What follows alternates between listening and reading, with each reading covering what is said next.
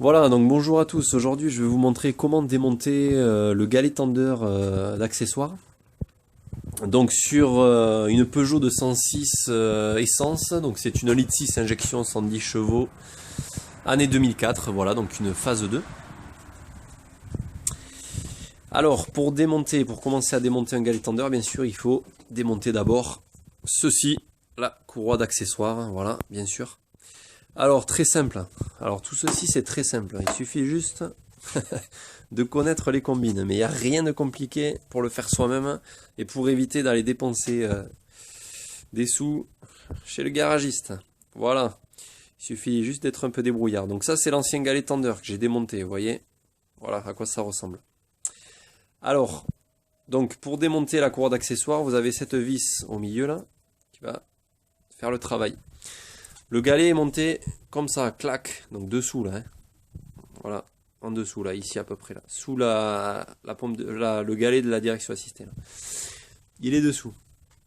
Donc en fait, avec une clé de 15 je crois, ou de 13, et avec, voilà, pour être plus précis, c'est une clé à cliquer, voilà, une douille pardon, de 13.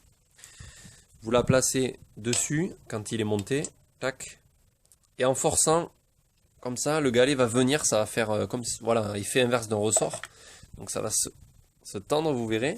La courroie d'accessoires, elle va se libérer. Donc ce que vous pouvez faire, vous avec l'autre main, vous enlevez la courroie d'accessoires, vous la faites tomber, voilà, très simple. Une fois que ça c'est fait, il faut que vous démontiez dessous le galet tendeur, vous avez ce qu'on appelle le galet enrouleur. Voilà, c'est un galet qui est comme ça, fixe. Donc il faut le dévisser parce qu'il y a une des vis du galet tendeur qui n'est pas accessible, sinon elle est quasiment dessous. Voilà, donc du coup vous dévissez ça, vous l'enlevez. Une fois que ça s'est enlevé, votre galet tendeur qui est comme ça, je crois que les deux vis elles sont dessous, hein, il me semble. Voilà, vous dévissez les trois, enfin ouais, donc une, deux et la troisième ici. Le galet va venir tout seul, vous l'enlevez. Et voilà, une fois que ça c'est fait, ben, vous n'avez plus qu'à remonter. Donc vous prenez votre galet neuf. Alors, vous pouvez voir qu'il est monté sur ça en fait, c'est pour... voilà, il est bloqué en force en fait. Vous remontez ça, vous revissez ensuite votre galet enrouleur dessous. Ok, une fois que vous avez bien remis la vis du galet tendeur, sinon il n'y aura pas l'accès. Et ensuite, vous prenez votre courroie d'accessoires, vous la replacez dessus. Et une fois qu'elle est bien replacée, donc mémorisez avant de la démonter le schéma, bon, c'est de la logique, hein. Vous voyez, vous avez par exemple le galet enrouleur et le galet tendeur, il n'y a pas de crantage. Donc en fait, c'est le dos de la courroie qui vient s'appuyer dessus. Alors que les autres galets, alternateur, vilebrequin, clim et direction assistée, ils sont crantés. Donc là, dans tous les cas, vous devez avoir le crantage de la courroie qui se positionne dessus. Si c'est pas ça, ça va pas. Bon, enfin, voilà. Vous pouvez prendre une photo à la base, ou voir sur internet, il y a des schémas.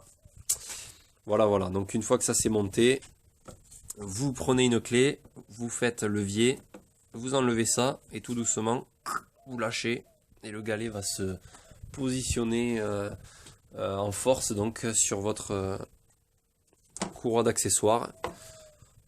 Et puis voilà, et normalement tout est bon. Donc bon courage à chacun et puis merci de votre attention. Au revoir.